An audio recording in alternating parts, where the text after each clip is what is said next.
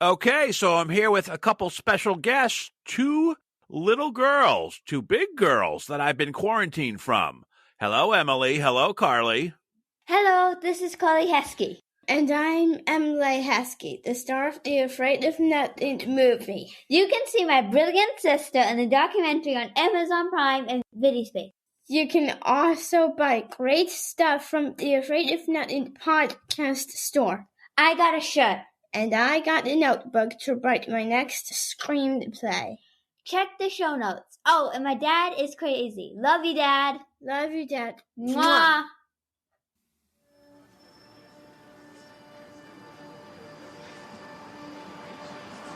In a world where nothing is known, nothing is certain, reality is not real. Wake up! Be afraid of nothing. I'm Bob Heskey. Robert. The host with the ghost. This is my podcast, based on my paranormal documentary, Afraid of Nothing. Each episode, we talk to people who see life and the afterlife through a different lens. Join me. Who is this large man? And what's he doing in our bedroom? As we lift the veil and open our minds to see beyond our eyes lie. This is Afraid of Nothing.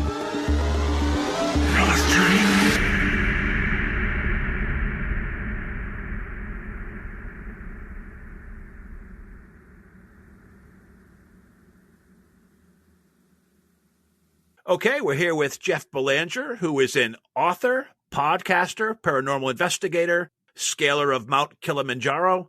Jeff, what do you go by today? What are you actually? I think just Jeff is fine. Really?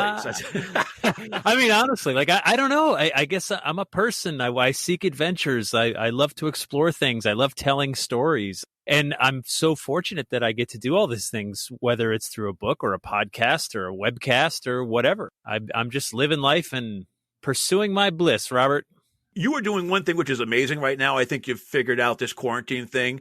You have found a way to publicly drink during the day and hang out with your friends online. So you want to tell our guests kind of about your speakeasy and kind of how that's going? Yeah, it started a month ago when the quarantine hit. Like a lot of people, I was in a spin and I was having horrible days and oh my goodness, what are we going to do? And it was a really frightening time. And one of the things I missed was my friends, and I missed going out, and I missed going to a bar and hanging out with people and talking. And I said, all right, well, this is just a problem we got to solve. So I reached out to some buddies and I said, hey, you want to get online, like do a video conference, but let others watch and we'll drink. And they were like, you had me a drink. So we started doing that. And it was, I mean, like we had like 4,000 people watch us drink. And I went, wait a minute, this could be something. But the best comments I got were, oh my God, I felt like I did something social for the first time in weeks. And that kept me going. And so since then, I've been doing about 3 a week. Every other day or so, I'll just connect with somebody and we get online and it's on Facebook Live, it's on YouTube Live, and then it's available afterward. I just call it the Speakeasy. I mean, I spoke to a guy last night. I went to college with him. He just put a book out about the Subway series of the year 2000 between the Yankees and the Mets. You could fill a thimble with everything I know about the Subway series about the Yankees and the Mets. But I was like, what the heck? I haven't talked to him in forever. He wrote a book. That's a hard thing to do. Let's just talk about sports. But the bigger discussion, of course, right, is like, well, I may not like baseball, but I do like congregating with lots of people in big arenas for other things. And, that affects all of us. Yeah. And you also have to actually keep your edge a little bit. You don't drink as much as your guests because you got to control the questions and look at stuff. So you have to be somewhat cognizant. You do a great job. I've sat in on a couple of them. You get a huge turnout. A lot of people follow you on Facebook, over 15,000, I think. And yeah, you get a very good turnout there. So when's your next one? And how do they kind of, we'll throw plugs as we go along. Yeah, sure. So I don't know when you're going to put this out, but Friday night, which is the Blur's Day, right? That's what they're all called now? Blur's Day. April 24th. Yep. The 24th. So Friday night, I'm making Friday night a party night going forward. Friday nights at 7, I'm just going to always do a show. This Friday night, I've got my buddy Dave Schrader joining me again from Darkness Radio and the Holzer Files on Travel Channel. Erin Ryder, who was on Destination Truth on the Sci-Fi Channel, and she's a TV producer. She's going to be joining us from LA. And then we've got a musical guest, Slamabama, who they're amazing.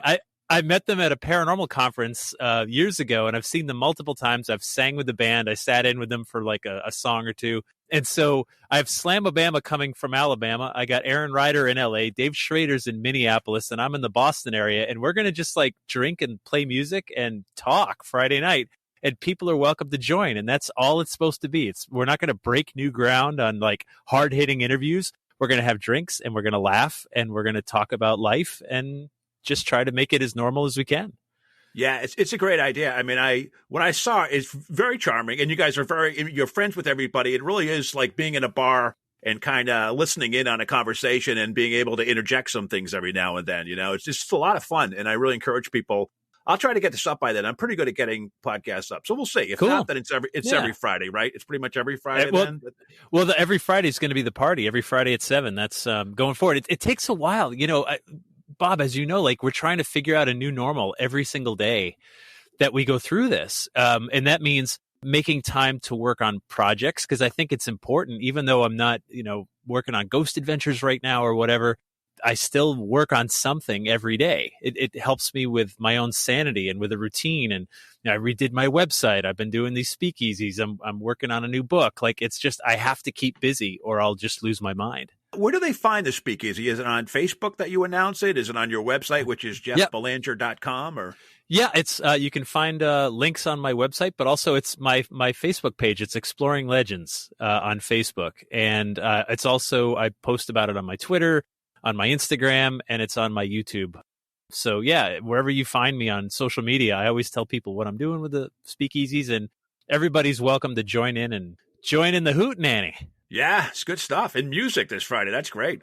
You know, I was looking at you just redid your website. It looks great, by the way. It's really, really awesome. Thank you. What is that picture from? What forest is that picture from on your homepage? So the backdrop of my homepage, that picture was taken by the great Frank Grace, and that is in the Bridgewater Triangle. He took That's this. what I thought. Yep. Yeah, I think that's Freetown State Forest. I would have to ask him, but Frank has been a dear friend for years, and he lets me use some of his photography. And I don't know if you noticed a page on there for the Afraid of Nothing documentary. Oh, I did not. Wow, you didn't look. Yeah, you do, because I put that up a few days ago. Oh, that's awesome. Thank you so much. And let's do a little transition. Before we go into Afraid of Nothing, I looking at your website, you do so many things. You've written over a dozen books, I believe, even a kid's book, which is really tough about the White House, which is very tough to get in there. But you got in there and you got some great ghost stories about the White House. You have a podcast. Oh my God, you have a video series. Can you just touch on some of the things you do and what are you focusing on now that you're being quarantined? What's most of your attention going to? The last time I did my website was 2012. That took 2 weeks to rebuild. I mean, it's one of those things where I knew for years. I'm like, when am I ever going to have the time to do it? Well, guess what? You ask and God delivers, right? Yeah, wow. I was gifted with the time. So, I mean, that literally took like 2 weeks because it was from the ground up a rebuild. And so I was psyched to get that done. The speakeasies have been super fun. And really, that's just about, but that's mainly for my sanity and it's helping other people too. So that's awesome. But I do suspect I'm going to keep doing these even after quarantine ends, probably to a much less frequent extent. But I think we're discovering a whole new way to connect and entertain and stay engaged. And that's amazing, right? I mean, TV networks are starting to put on streaming stuff because they have nothing else. And so that's kind of been a focus. I'm actually going to start doing library lectures again very soon. Saturday night will be my first one at the Sharon Public Library. It's all virtual. So now it's my favorite thing to do is to tell these stories in front of a live audience. There's nothing in the world like it. And so my challenge is I can do a whole multimedia thing. I can show you pictures and video and sound, and you'll see me on video. but how do I take that performance stage show thing that I do in person, and how do I make it translate on camera? I'm working on that because I'll be doing these programs for various libraries because they're all shut up and they're looking for virtual content. So I got to meet people where they are. Yeah. So that's what I'm doing. You're definitely ahead of the game. I mean, I'm working from home. It's a new dynamic. I mean, you get up later, you take a shower, and you're on Zoom or whatever. But I think the fallout of this is force people to work from home. And I can imagine the cost to corporate America. I mean, look, it's going to affect real estate, but the cost for travel and T&E and all that stuff is probably going to go down if this becomes more of the new norm of having people outsourced and working, virtually. Totally. And I wonder how many companies have discovered, like, wow, we don't really have to send 2 people to Chicago and pay for airfare and hotels and meals and rental cars to have a 1-hour meeting when a Zoom meeting would do. You know what I mean? Like, it's hopefully everybody learns to trim a little bit of fat, because the reality is the economic recovery from this thing for all of us, whether individually or as companies or whatever, is going to take a long time. But I am the biggest optimist you will ever find. I think we're going to learn new things. We're going to learn stuff about ourselves, about the way we work, about what we want to do. And hopefully we can grow as people out of this and come out of it with like new skills, new whatever, right? Whatever it is you learn about yourself or about the world around you, I think we can come out of this better. You know what's weird? It's that working from home in a pandemic when we should all be afraid of each other, it's probably going to connect people a lot more because they're going to be online, connected virtually, and I bet you their communication skills will even get better because they're communicating over a virtual airwave. Right? So when texting got to be a big deal, how many times have you had a text that was just so misconstrued, right? Because you don't like, tone of voice is so important when someone's saying something like, "Oh yeah, that's pretty funny." You're like, did you just insult me, or were you just like being dry? Or when you have facial expressions, and when you're face to face with someone, you can get the subtleties of someone's comments that like, "Oh, you didn't really mean that," or "It was a joke," or "No, that was directed at me." And it's so lost. And so we either have to figure out how to be better communicators, or we have to get on these video conferences. I don't know. I think it's exciting. I think it's an exciting time that we all have to be forced into growth. And I'm a big fan of that. I'm a big fan of growing, which is why early on you had a hard time defining me. Like, am I a mountain climber, an author, a story? Yeah, all the above. All the above. And I hope that's what we should all be, right? All the above. We shouldn't just be one thing. Too much out there in the world for that. Yeah, no, that's great optimism. I mean, I'm on my 15th, 16th episode, and there is a fair amount of optimism on some of the people, at least in the paranormal community, surprisingly, which is good. It's refreshing, because it's very easy to get up in the morning and be depressed and like, oh, here we go again. So you kind of have to pick yourself up by the bootstraps and proceed with the good attitude. So I think it's something we all have to do. Don't get me wrong. There's days I don't want to get up either. I have bad days. I'm not like Mr. Perfect about the whole thing. Shoot, last night, for whatever reason, I didn't want to go to bed. I can't, it was getting later and later, and you should go because you got to get up again. Yeah. But it just felt so daunting. There was nothing I wanted to watch on TV. I didn't want to play any games. I didn't want to be on my phone. And it was just getting later and later. And I'm like, man, this is how it starts, isn't it? And you got to just try again tomorrow. That's all you can do. Yeah, what gets me through it? I've started watching Ozark. I don't know if you follow that on Netflix. And I'll watch an episode and I'll go, Jesus, look what Marty Bird's going to go through. I'm fine. I'll get up and deal with this because it's crazy. So yeah, no, that's good for you because I've actually recently bought 4 tigers. Yeah. Yeah. I'm going to start breeding them. I don't know what gave me the idea, but I'm going to start breeding these things. I think it's going to be big. I think I'm going to make a lot of money. Yeah. It's going to be awesome. Do one of your speakeasies with you guys getting drunk in a cage with tigers. That'd be really good. Yeah. Oh, dude, that's a great idea. See? I'm going to be rich. There you go. For a short while. Yeah. So while you're still alive, before you get in with the cats, let's talk about, you were one of the main cogs of my documentary, Afraid of Nothing. And I started this podcast a couple months ago.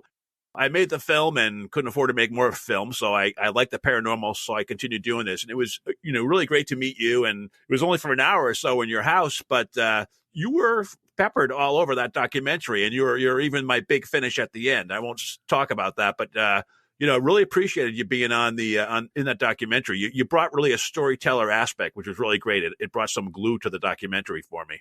Well, thank you. Yeah, no, and thanks for asking me. It was a cool project. It's always funny when someone calls something an experimental documentary. Those are your words, not mine. Yep.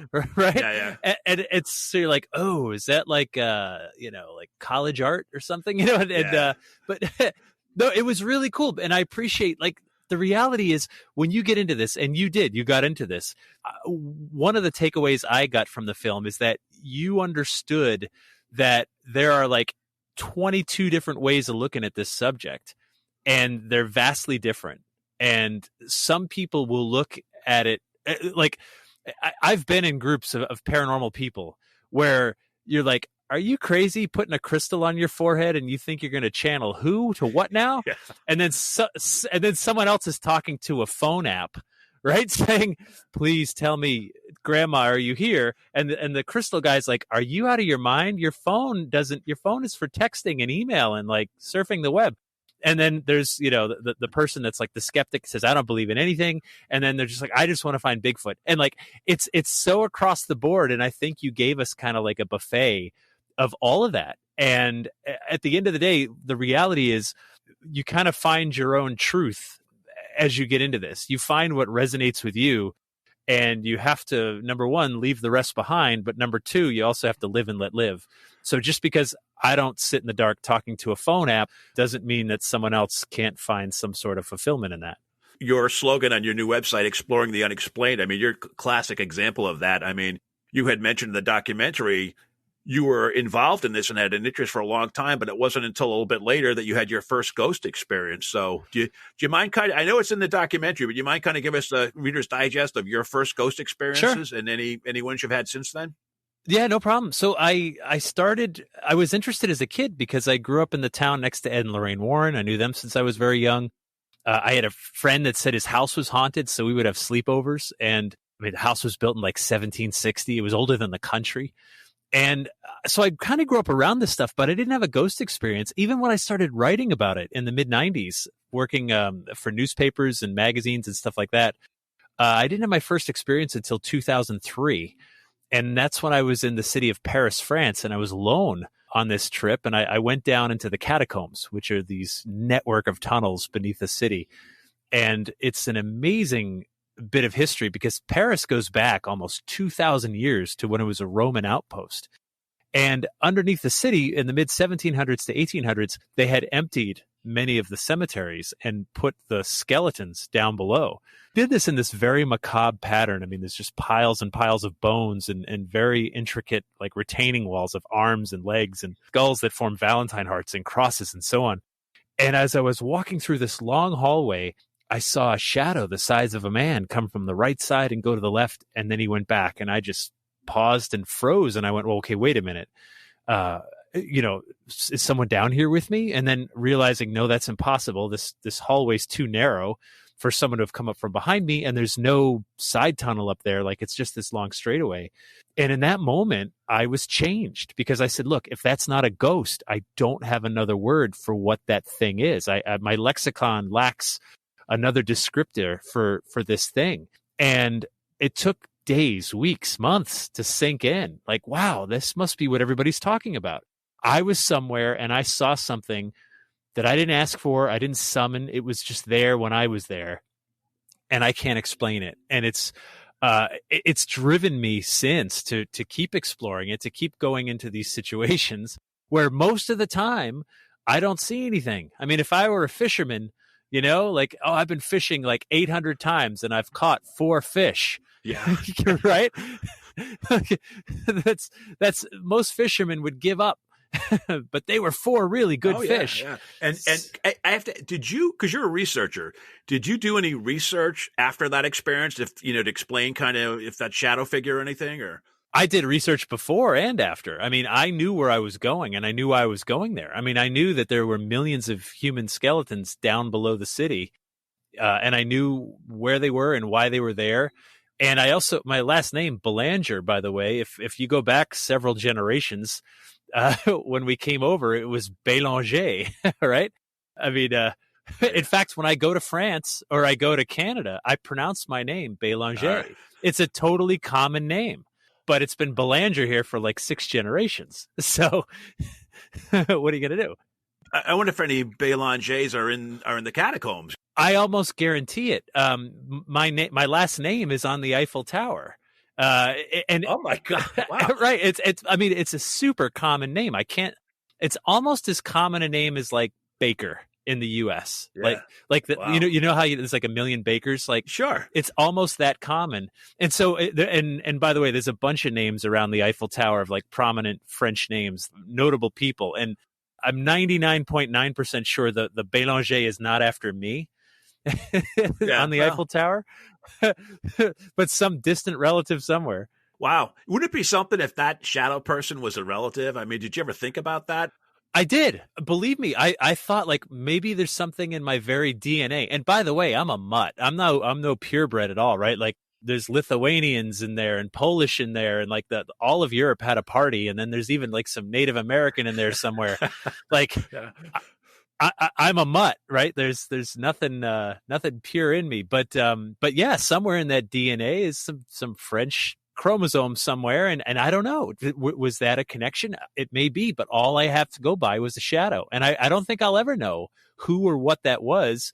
But no, it's occurred to me that maybe that's family. Like God knows where and how. God, that would be amazing. Wow. Yeah, you had a couple other experiences. You mentioned, have you had anything since our documentary? I know you're a very busy guy and you're all over the place. Have you had any other things happen to you? Or Well, no. And when did we film that? Please, was it last summer? The summer? Oh, before? no, about 3 years ago. 3 years ago. So there was another place you were in with 4 people, and you saw a person, and they. Yeah. No, that was my most recent. I've been to Mount Kilimanjaro just before. I think you interviewed me, I believe. Yeah. Yep. And so at the top of the mountain, I had a deeply spiritual experience. I wouldn't label it ghostly. I would label it a lot more spiritual. Part of the reason I did Kilimanjaro is I had lost my brother-in-law to cancer, and I had a picture of him with me, and I had raised money for cancer research and part of doing that. And when I got to the top, I'd done tons and tons of research on Kilimanjaro, and the Maasai people believe it's the house of God, and only God dwells up there, and the only people allowed up there are those that are deemed worthy. And like, I got to tell you, when it's 6:30 in the morning and you've been climbing all night in the dark and it's as cold as you've ever been, and you see this sunrise from like almost 19,000 feet, I've never felt so connected to like my maker. I felt the presence of my brother-in-law. I felt like everything in that one moment, and I'll never, ever forget it. It was the most powerful spiritual experience of my entire life. And that's the most recent, but it was big. You know what I mean? I said, I've only caught a few fish in all these years, but at the same time, when they happen to me, because I don't consider myself overly sensitive. I don't see ghosts everywhere I go. So when it happens, I'm like, wow, there must be something really there, because here I am and there it is. And you wrote a book based on that experience, correct? I did. So the book I wrote on Kilimanjaro, it's called The Call of Kilimanjaro. In fact, we're just it's moving into layout right now.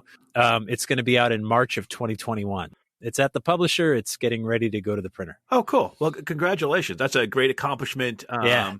Amazing. Very, you do a lot of stuff. So, just quick story on that. So I've never written a memoir before, and I wrote 9 drafts of the book, which I'm not bragging. That's terrible. Like it's I've never had to write 9 drafts of anything. And the reason is it's really hard to be objective when it comes to your own experience. That was a big takeaway from that, is that, when you, like, if someone tells me a story, if you tell me your ghost story, Bob, I can edit it. I can be like, oh, Bob, no one cares that you were going for like Diet Mountain Dew, right? Really? Oh, okay. Before it happened, right? Yeah. No one cares. That's not an important part of the story. Like, but so I'm pretty good at like looking at someone else's story and going, yep, that's important. This part is not. I get it. But when it's yourself, like, so the first draft was like 90,000 words, and it's like, went to REI and I got fitted for like my sleeping bag. And it, you have to read it later to be like, oh, no one cares about that. Yeah. No one cares. Cut, gone. I mean, it must be the same with editing, right? When you're editing a film, the magic of documentary film is editing. Oh yeah. Right. Like, what do you leave in? What do you take out? Like, that's the challenge. Yeah. You were very insightful. You were at the Mass Paracon. You gave a great presentation in the fall. And you had mentioned, I gave you a copy of it, and you talked to me a couple of days later and were very gracious in the nice comments you said. And you had noted that it was very difficult to make a documentary without narration. I was like, oh, God, somebody gets it, because it was so hard. Yeah. It was like, yeah. Oh, all right, so we're going to give away some secrets. Let's give away secrets. I don't mind. Sure. So when you make documentary, anything visual, like film, TV, whatever, and I've been working in TV since 2004. For those of you who have ever done home improvements, you're probably aware of what spackle is, right? So like when you mess up the wall, when you've got nail holes in the wall, you take spackle and you just right over it, let it dry, and you paint. And no one knows there was ever a problem. Right? Yeah. Yep. That's what voiceover is. Oh, yeah. Voiceover is spackle. So you're trying to cobble together this story, and you're like, oh, God, how do I get from, like, sitting outside an old graveyard to inside of a building, talking to a psychic medium? Oh, I know. Voiceover. You just have some transition shot, like a car driving by, and you go, maybe the voices of the dead can also be heard indoors when a psychic medium channels them, right? Like, that's spackle, and that's the easy way. But you did it the hard way. The hard way is to make sure it just transitions from one to the next, and the viewer isn't looking for some sort of direction, because it's just sort of inherent in the narrative, and it's so hard to do. So well done. Thank you. Yeah, it wasn't like bravery, it was more stupidity. I just kind of like stumbled and said, unfortunately I had a title like Afraid of Nothing, so I could create chapter breaks and things like that. And getting back to your book, one last thing. With such a spiritual experience, that must have been the toughest chapter for you to write and be happy with. Were you happy with the final version when you explained that experience on top of the mountain? Oh my God! So I've never been so proud of anything I've written. That's this great. Book. It's because, honestly, like, I've also never taken so little money for anything I've worked so hard on. So it's like, like, if you put in the hours, like, I am so very far below minimum wage, non-existent, pennies per hour. But at the same time, I don't care, because I believe in it so much, and I think it's important for others to experience it with me. Actually, the writing of the climax was not that hard. Really? That part was the easiest part. The rest was like making you care about the whole journey was more of a challenge, because the climax is, I think anybody can get kind of stoked about, like, waking up at midnight to climb to the top of the tallest mountain in Africa. Like, and then to have the payoff, like, that's the inherent climax. But to make you care about the whole journey was a bigger challenge as a writer, and one that I don't know if I pulled off yet. You're gonna have to let me know next year. Now, how did you get down? Was it a helicopter, or after that big climax, did you have to climb all the way down? I just started rolling. No. Yeah. Whoa. No. It's 2 days back down. So the way Kilimanjaro works, it's one. There's various routes to get to the top, and we took the longest. But there's one way down, and that's the most direct way. And the reason is they don't want to make any sort of clog during the busy season. So everybody comes down the same route. It's 2 days down to the bottom, and then you're off. Yeah. Yeah, you must be just dying to get home at that point. That probably has to be as long as going up, those 2 days on the way back. Well, so the thing is, once you get there, there's like this elation of, like, wow, I've been training for this. I mean, training hard for months and months, and eating the right foods and exercising and all this other stuff. And so singularly focused on this thing. But then you also have to remember that the summit, when you're climbing any mountain, and this is true literally and it's true metaphorically, the summit is the halfway point, and you can never forget that, because you have to get down. And I took that one step forward, right? So, people die on mountains all the time. They die on Everest, right? Yep. And if you're 100 feet from the top, and you got just minutes left to give, do you push for the top and die there? or do you come back down and try again another day? Yeah. Because if you push to the top and die there, it was a waste. Yep. You know, who are you going to tell about it? Mm-hmm. So you have to always remember, like, the summit is halfway. And that was one of my big takeaway lessons, is like, hey, the summit is halfway home. Like, that the goal is to get home, like back in Massachusetts, not to the top of Kilimanjaro. The goal is to bring it all home. That's when the mission was accomplished. The coming home was such a holy cow. What a crash of hangover. Like, just, you know, like, now what? I mean, Robert, I was like, it was weeks of almost depression, you know, like, wow. Now, I mean, I've been so psyched about this, and now what do I do? And now what do I do is, I don't know. You find the next thing, you find the next mountain. Yeah, to a much smaller degree for myself. When I made my first movie, my ex-wife was like, "You're going to be happy now, right?" And no, I wasn't. No, it didn't change anything. So you're totally right. Was Tom Brady happy when he won his first Super Bowl? No. For a minute, you know? That's right. Yeah. And then you're thinking about the next one. And I think, but that's what driven people have to do. And also, like, that's what everybody has to do. No matter what you're doing in your life, if you find that thing that gets your juices flowing, and you get there and you accomplish it, you owe it to yourself to set the next goal and just keep moving the bar, because you can do anything. You made a movie, then you made another one. And how awesome is that? Now you're doing a podcast. And it's about, like, I think for some of us, it's just a compulsion, and you follow that. Hello, listeners. I want to play a game. But first, a disturbing interruption to our podcast. Whoa, you must be the new roommate. What's your name? Annabelle. Hi, Annabelle. What are you doing on my Allswell mattress? I need to possess it. Yeah, hey, look, I get it. Allswell mattresses are the best. Its hybrid mattress technology gives you the comfort of memory foam with the support of individually wrapped coils, all at a really great price. Allswell. Yeah, you got it. You can even try it for 100 nights, risk-free. And if you're not satisfied with the sleep that you're getting, simply ship it back. Plus, every Allswell mattress comes with a 10-year limited warranty.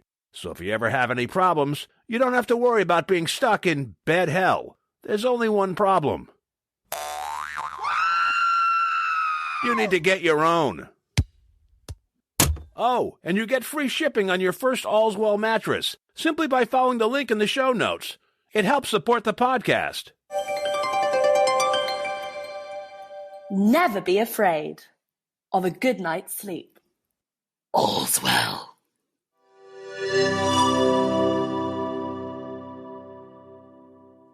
now, back to our horrific program. Let's go to the beginning for you a little bit, if you don't mind. I'll put the Wayback Machine. Ghost Adventures. Is it correct? Every single show you've been the researcher on that and have appeared on you as well? Everyone. Yeah, since 2004. It seems with all that you do that would take a tremendous amount of time. Can you kind of walk us through a little bit what it's like, what you do as a researcher for a show like that, and some of your most notable events too, if you don't mind, your favorite places that you've been? God. So it started, I got a phone call from Zach before the show went on Travel Channel. Our mutual friend Dave Schrader Zach said to Dave, "Hey, I need someone that knows haunted places everywhere." And Dave said, "Oh, you got to talk to Jeff Belanger. He's written all these books." I was like, "Oh, yeah, 8 episodes. Okay, I could do that. That sounds interesting." What I would do is I would help them find the locations. I would give them all the historical background on the location, find the people that have had experiences that would come on and share their stories, and then sort of help piece together the first, we call them acts. That's the parts between the commercials. Yep. It's an hour show. And so the first 2 acts are the setup, and those are produced with no apology. I mean, it's a reality show, but the first part where we set everything up, that's put together by editors and writers and so on, because we have to set up why we're there and why it's haunted and who's had experiences and why the guys are going in. Now, once the guys go into the lockdown, then it's a reality show. They're filming it from all these angles. They explore, and then they edit that down, and that's when it's completely unscripted. So that's kind of like how it works. So now, I mean, the show's gotten, I mean, it's amazing for any show to go this long. It's iconic. It literally is iconic. Yeah. It's kind of it like is now. I know. Yeah. Art Bell, Ghost Adventures, kind of like when you think of paranormal. No, and it's awesome to be part of something that big. It's been 12 years and still going. We were in the middle of, I mean, I was turning in an episode when we heard, hey, the crew can't fly right now, so we're going to just pause. I mean, you know, and we will get back to it. I'm sure as soon as it's safe to fly again and travel, we're going to pick it back up. I love it. When I know where we're going and I'm told, like, here, Jeff, go, it's yours. And I get to find stuff and find nuggets that sometimes other people haven't found. I just dig in as much as I can on a location and look at it from every angle. What are some of your most favorite shows and places you've been? A favorite location, I always come back to Penhurst Asylum. That one, when we were working on it, I think it was season 2 or 3. It was one of the earlier ones. We were the first show to get in there. And now it's been on all the ghost shows. But back then, it was really interesting because they said, all right, this is it's an abandoned asylum. And I was like, okay, I know what to do. Like, we've done abandoned asylums. I got it. And so I started researching. And then I learned there's a federal law called the Penhurst Law. And it has to do with how you can and can't treat people with mental disabilities because of atrocities that took place inside that building. And then I started digging deeper, and it was such a heart-wrenching story because, number one, the atrocities we're talking about took place in the 1970s. 1970s. Yeah. Yeah. Like, you know, I was alive, you know, like, for example, loved ones would get dropped off at this facility, and they'd tell the people, like, listen, don't call, don't write, don't visit. It's going to mess up their routine. We're the professionals. We know what to do. So just you stay away. We got this. And so people trusted them. And then they would go inside. And over time, that facility was so underfunded, understaffed. The conditions were so brutal. I spoke to a patient who said if you bit someone more than once, they removed all your teeth surgically. Oh. They literally put some people into dog kennels, like cages, because they were so wild. They were going to hurt themselves or others. It was so short-staffed that 2 nurses would be assigned to like 100 beds where patients are so profoundly disabled they can't even get out of bed. And they would just change diapers from one to the next, all the way down the row, 100 beds. And when they were done, it was time to go back and start again. Like, that's just all you did all day long. And some of these patients would rub their feces in their hair and face, and not because they were monsters or whatever, but because they knew if they did that, they would get human contact and touch. They would get a bath. Wow. Imagine that conditions are so bad that you resort to that just to get human contact. Suddenly, during the middle of this quarantine, some people are going, I get it, right? Like, some people who are out there living alone, and they're like, another 3 more weeks, maybe. Yeah. You might find yourself really craving contact. I mean, hugging a friend, shaking someone's hand, like whatever. I mean, whatever sort of intimacy you need in your life is suddenly feeling like the most important thing in the world right now. Imagine that times 1,000. And that's what some of these patients went through. And so suddenly telling that story felt really important. It was like, this is a place that's haunted because it should be haunted, because it should haunt us, and we should never forget what happened. And I'm so glad that we were in there to tell that story. And if a ghost story can make us a little bit uncomfortable, I always thought maybe there's a chance that it won't happen again, that there won't be another Penhurst. And that's the power of a legend, a story, and the power of media when you can tell a story like that to the masses. When I first met you, you said a great thing I remembered was that ghosts are history. And I think that's just so true. I mean, people think of them differently, but really they are history. They have a story to them. And if you look at it the right way, there could be a lesson learned, too, to help us move forward. I think that's true of any legend. I think that, it's some sort of, it's like a sermon from the past, right? And it's a lesson we have yet to learn. It hasn't soaked in. And that's why we keep it around. And it's not up to me and it's not up to you. It's a collective thing that we keep talking about the Lizzie Borden house being haunted because there's an unsolved murder that happened, double murder that happened there. That we talk about these various places, Gettysburg or whatever. And there's a reason they just keep coming up. It's because we haven't quite reconciled with our own past yet. And that legend is going to stay alive. Those ghosts are going to keep haunting us until we let them go. And we may let go one day, 10, 20, 50 years, I don't know. And others, I don't know if we ever will. Yeah, the thing about Lizzie Borden, People don't realize it probably, but that was probably the second most famous murder at that time where communications weren't like rampant after Jack the Ripper, I think, right? It was very well It was known. huge. Yeah, because it was so, I mean, wait a minute. Like 2 people are in the house and someone snuck in, murdered 2 people, like bludgeoned them to death and didn't steal anything. And there's no forced entry and no sign of struggle. Well, wait a minute, like it sounds, how could that be? And it was just such a captivating case. It was in all the papers. It went viral for, 1892. And when you go there now and, you've been there, it looks like it did in 1892. I mean, they went through great effort to make it look that way. And you almost like put your mind back there. It's almost like a time warp. And I think you connect because, hey, I mean, it could have been you. It could have been you bludgeoned to death. It could have been you stuck in that house and you're just trying to figure it out. Like, why did this happen? Who did it? It's a powerful place. When you were at Penhurst, for Ghost Adventures, was there much activity on that episode? So I had gone there another time for a show called Paranormal Challenge, Penhurst. And I was one of the judges and I got there right the day we were filming. And Zach, Dave Schrader, and I went down into one of the tunnels that connect 2 of the buildings below ground. We weren't on the grounds 5 minutes, and we go down there, and suddenly we hear this like little giggle way down in the distance in the dark, and then this cold rush of air just right by us, and we just look at each other like there's no cameras rolling, nothing. We just got there, and we were like, "Whoa!" It was like it almost felt like the building was ready to talk. We're ready for a close-up. Let's do this.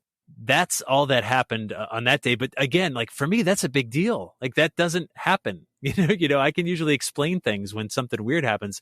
And this one just right there, as soon as we got there, it was amazing. I'm going to jump around a little bit because you did something I thought was pretty spectacular. It was you actually got access to write about the ghosts at the White House in a kid's book. Can you just spend a couple of minutes about that project? And I know it's still available, but I think that's pretty interesting. And tell us about some of the ghosts that are at the White House and where you got the stories is interesting too. Yeah. So that was a project oh my gosh, George W. Bush was president back then. And I called the White House and I just called the main number.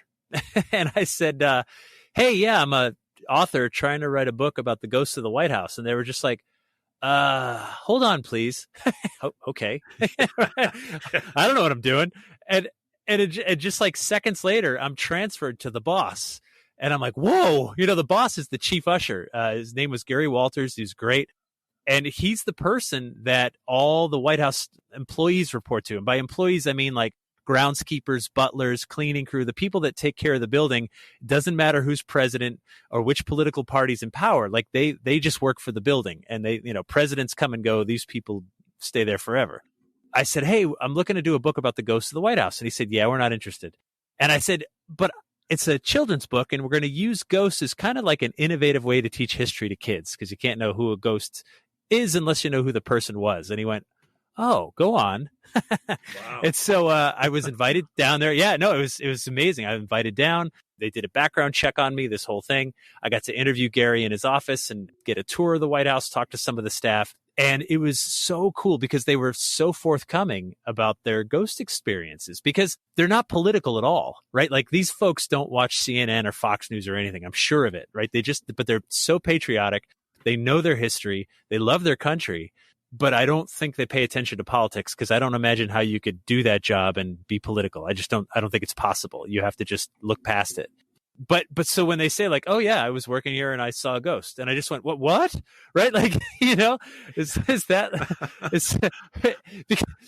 it's so, it turns out if you go through the presidential libraries, and I went through all of them, just about every single president has either acknowledged, written about, or said something about the ghosts of the White House. All of them. George H.W. Bush talked about them. Reagan had comments on them. I mean, Harry S. Truman wrote about them 6 different times in letters to his wife saying, the damn place is haunted, sure as shooting, to quote the president. Wow. Right? He heard footsteps walking around, all this stuff. And when you walk into that building, I mean, there's a power to it. When you realize, wow, I'm standing where every single U.S. president has stood. Washington died before it was complete, but still, like he laid the cornerstone. He was there. He was right there on those grounds. And you just think of Lincoln and everybody else, and you go, whoa, this is a powerful place. And so many decisions have been made. And I think, too, that when you're in there, like some of those names are sort of sacred. Names like Lincoln, and Kennedy and stuff like that. And I think most presidents have felt the influence of that, felt the power of it.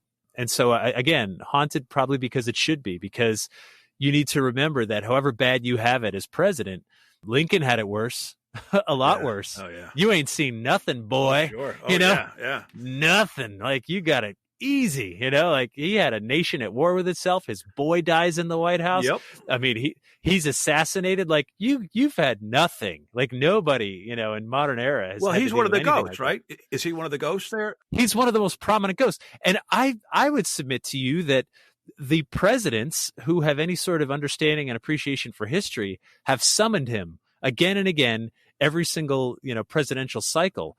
And I say that because I remember watching an interview with George H.W. Bush, the first Bush president, when he said he was pretty new in office and he had to send some troops into harm's way for some minor operation, but still there was a distinct possibility some Americans were going to get killed. And he was really struggling with it. He was up all night thinking about it. He's like, and then I thought about what Lincoln went through.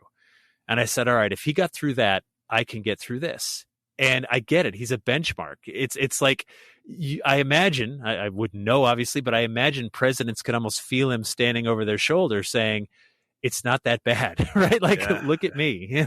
Look at what I went through. You can do this. And so I do believe that great leaders stand on the shoulders of giants. They acknowledge those that came before them, that, tough decisions have been made before, and that it's going to be their turn to make tough decisions, and history will judge them. And so that's the power of it. And that's the power of the spirit of the building. And it's there. Are they transient spirits or are they kind of old timers that are there all the time? I don't know.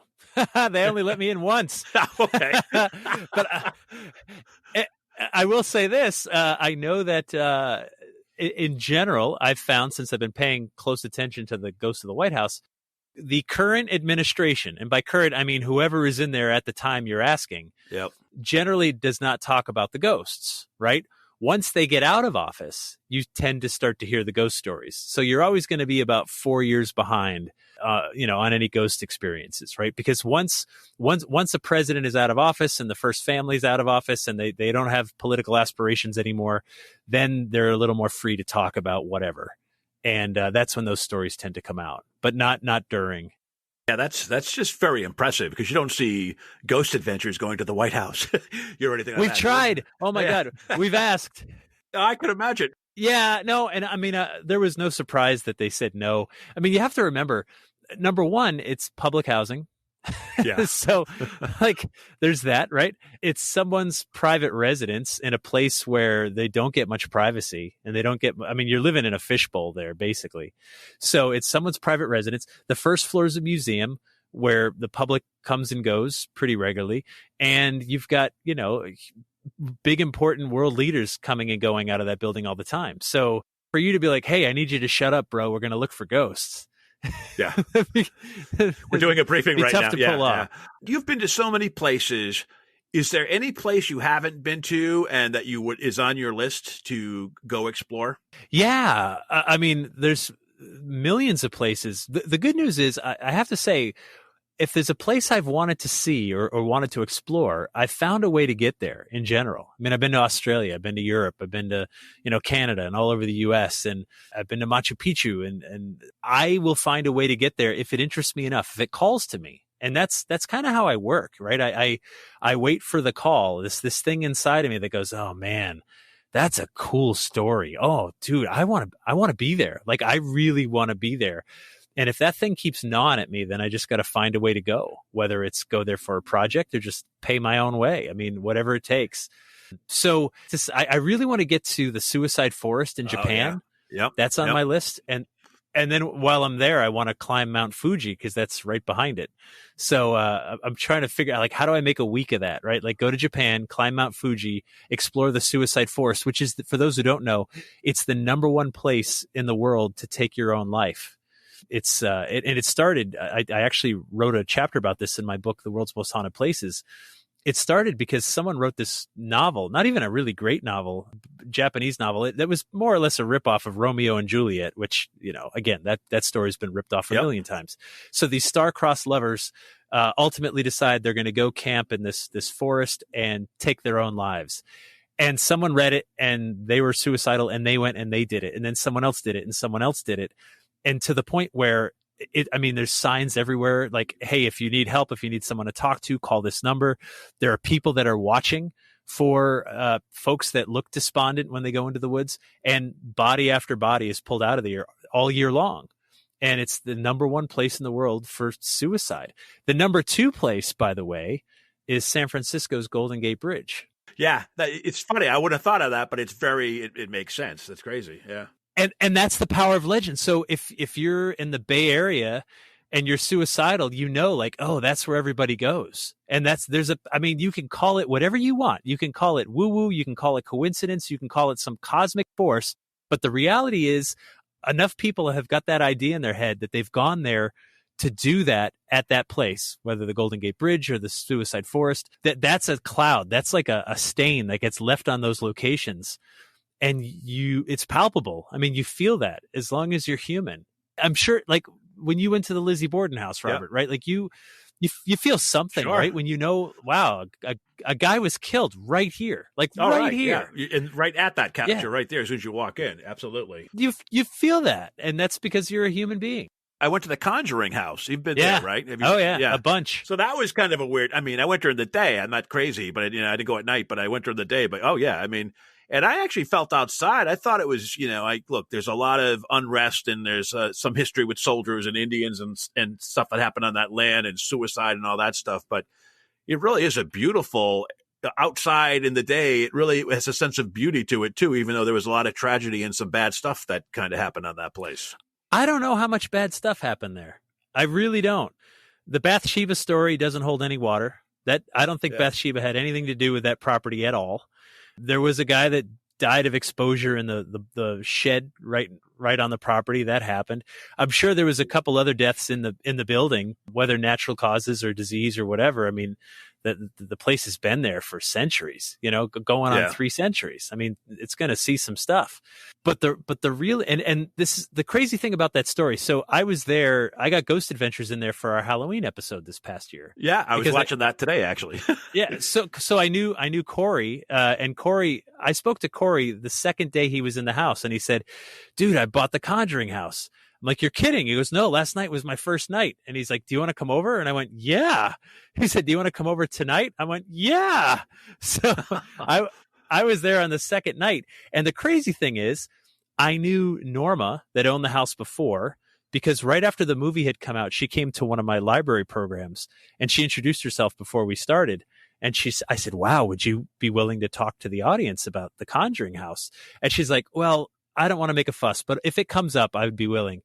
And so I went to the front row, and there was a kid I knew who was in the front row to see my program. And I leaned over before we started and I said, look, when I ask for questions, you put your hand up and you say, hey, what do you think of the Conjuring movie? Isn't that house nearby? And right on cue, I'm like, any questions? Hit me. And I said, well, wouldn't it be cool?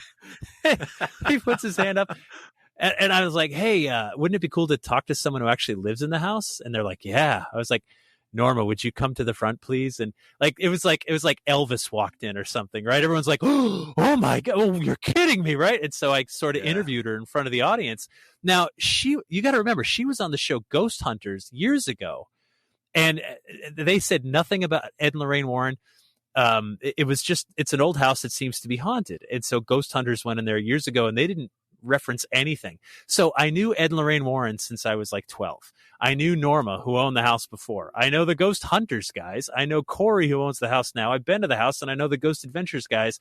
I know Keith and Carl Johnson, who were the first investigators to actually go in there to bring in the Warrens before the Warrens got there. I feel like I know that case so inside and out. It's crazy. And the thing is, until the movie came out, that was just another old house. It was the movie that changed everything. And the movie is such a huge, and I know the Perrin family. I've interviewed all of them. Like, well, not all of them, but I mean, Roger and Andrea, and I've met most of the sisters, right? Like, so It's so crazy to know everybody involved. Now, the movie is such a gross exaggeration of what happened. I mean, the house didn't try to eat anybody.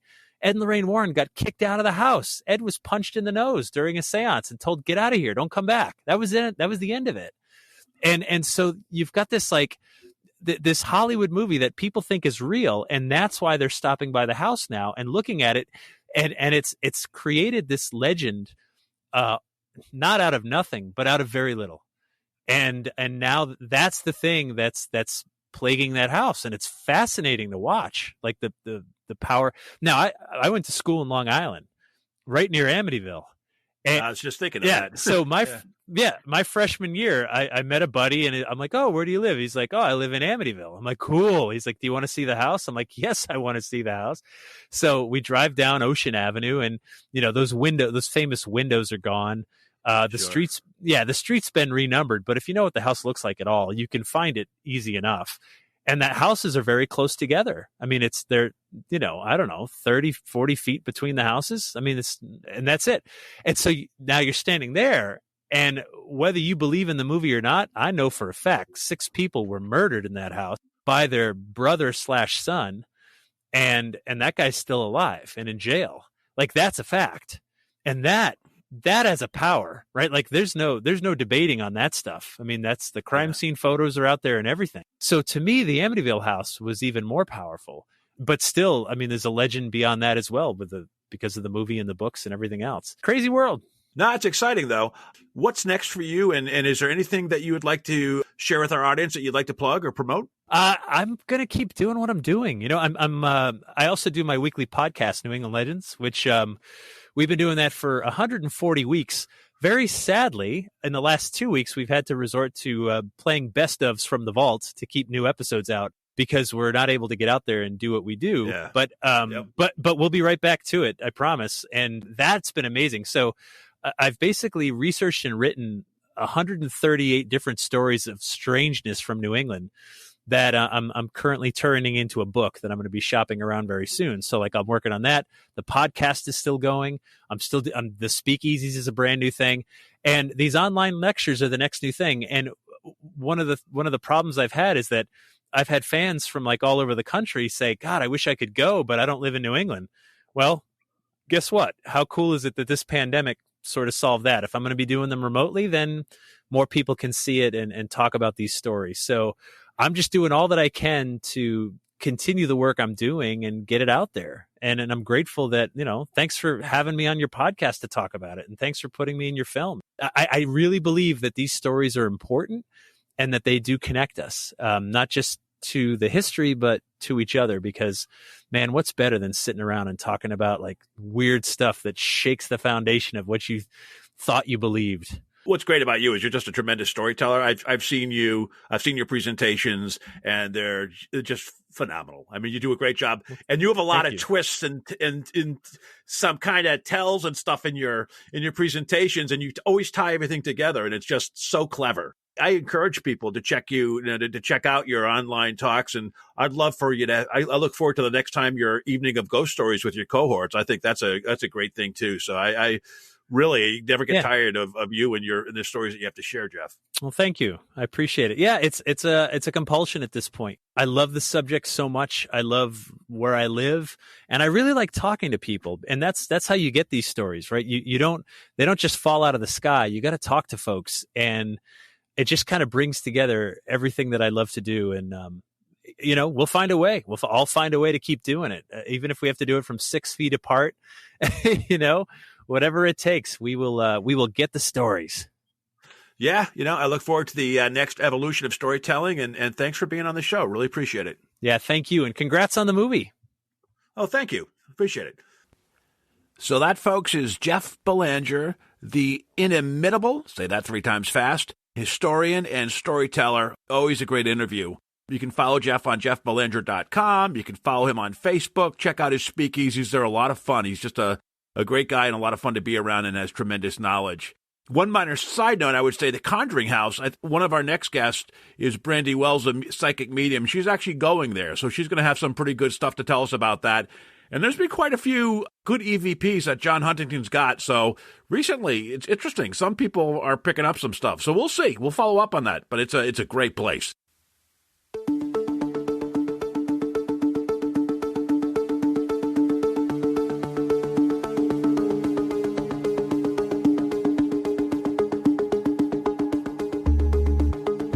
You've been listening to the Afraid of Nothing podcast. Please subscribe and like us on Facebook.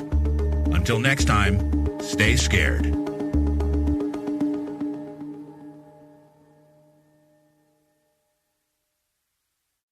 Hey, you're still here? Great. Then why not listen to another episode? Visit AfraidOfNothingPodcast.com to peruse all the shows. That's AfraidOfNothingPodcast.com. And while you're there, click the coffee cup icon to buy me a coffee and leave a review. I'll give you a shout-out in an upcoming episode. And the world will know how swell you are.